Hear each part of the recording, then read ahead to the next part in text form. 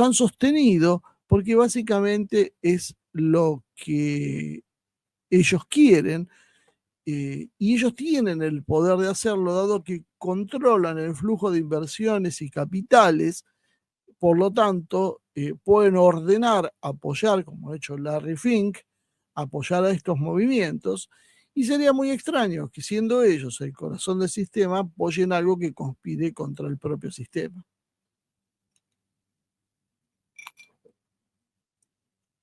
Hay un tema más que es importante, que tiene que ver con el debate de si tenemos que conocer el pasado y cómo conocer el pasado, ¿no? Y acá yo creo que es donde hay algunas de las cosas que sí, pues, tal vez sean más disruptivos con el discurso oficial, que habla de la educación formal, pero que sobre eso lo único que hace es esparcir la ignorancia. Es una ignorancia certificada, pero es una ignorancia al fin. ¿Por qué hacen esto?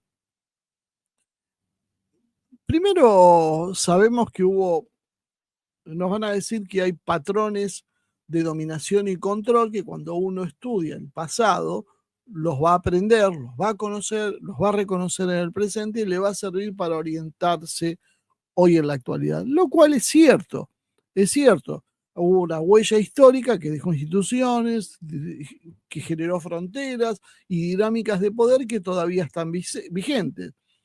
Pero claro, si esto lo sabemos nosotros, obviamente que quienes son los dueños del poder, que quienes hacen la ingeniería social que busca modelar la opinión pública, también lo saben. Entonces, ¿cómo no habrían de darse cuenta que en el estudio del pasado, en la información que viene del pasado, en lo que pensemos en realidad sobre el pasado, hay una clave sobre lo que vamos a hacer en el presente y en el futuro? ¿Y qué hicieron? Comenzaron con un libro de reescritura de la historia.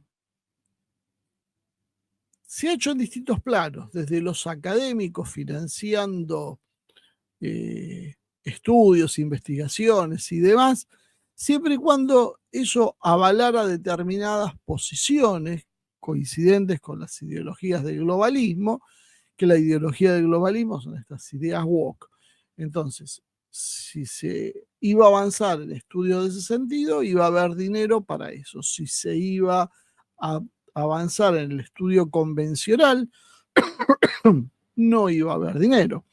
Entonces, estamos en una sociedad que dijimos antes que era materialista, que se mueve por el dinero, donde lo que no es económico ha pasado a un segundo plano. Bueno, imagínense cuál va a ser el resultado de ese proceso. Bueno, el resultado de ese proceso es el que estamos viendo.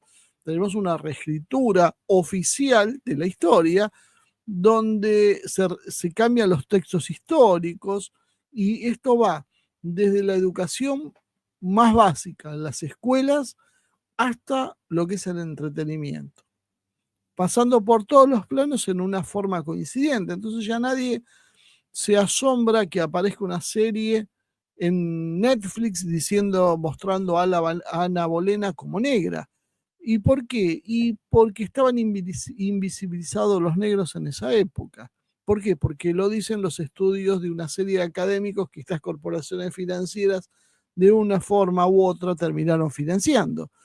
Y entonces, pero uno puede decir, no, pero si hay cuadros de ella que no era negra. Bueno, no importa, esto es una libre interpretación del hecho, esto debería haber sido. Fíjense hasta dónde se ha llegado el proceso de manipulación de la historia, que ya hasta conscientemente se sabe que no era, pero es como una mentira que está bien. Debería haber sido. ¿Por qué no tenemos una realeza europea negra? Debería haber habido en la historia una realeza europea negra. Y vamos a instalar la realeza negra europea. Y quien en general no conoce demasiado la historia, que es la mayoría de la población, ¿qué es lo que va a hacer? Va a mirar la serie de Netflix y mucha gente se va a quedar con la idea de que era una negra. Y vos fíjate cómo fue el pasado heteropatriarcal y demás, que además es racista, que nos ocultó que esta mujer era negra. Y eso es lo que han llegado a hacer. O sea, no lo estoy exagerando. Así es como lo plantean. Y así es como mucha gente que va a una movilización a favor de este tipo de ideas cree que es la historia. ¿Por qué? Porque estos son la creación de mundos de opresiones hacia determinadas minorías que no existieron nunca y que no importa si existieron o no, porque son funcionales a lo que hoy se necesita hacer. Inclusive se reescriben méritos o condiciones de determinados personajes o etapas históricas, se imaginan batallones con determinadas características sexuales porque funcionan de acuerdo a lo que quiere el colectivo, porque la idea es entronizar una idea, una figura, y desagradizar la otra. Entonces, si nosotros vamos a entronizar una postura y vamos a sacar la otra, vamos a reescribir la historia para mostrar que hubo una historia que nunca nos contaron, pero que decía algo distinto a lo que sabemos. Y eso se llama deconstrucción, porque estamos deconstruyendo además el presente.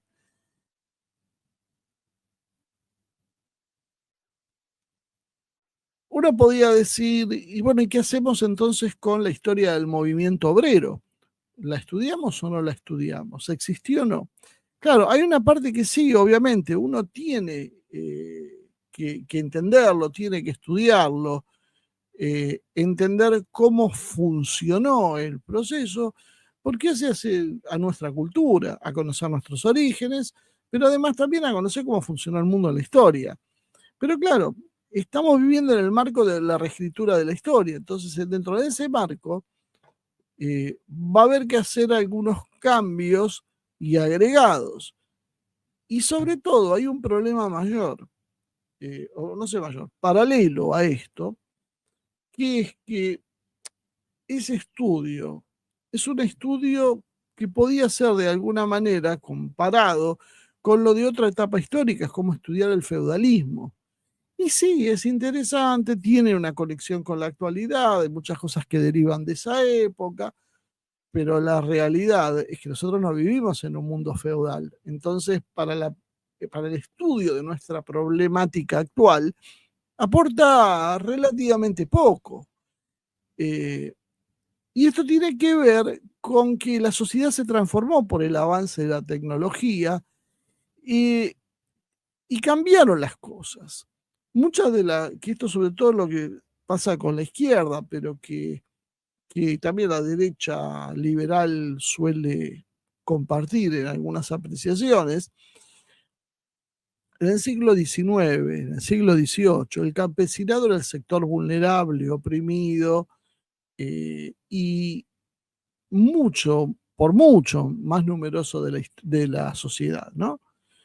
Eh, pero hubo cambios tecnológicos y la participación del campesinado fue reduciéndose, sobre todo en los países más desarrollados.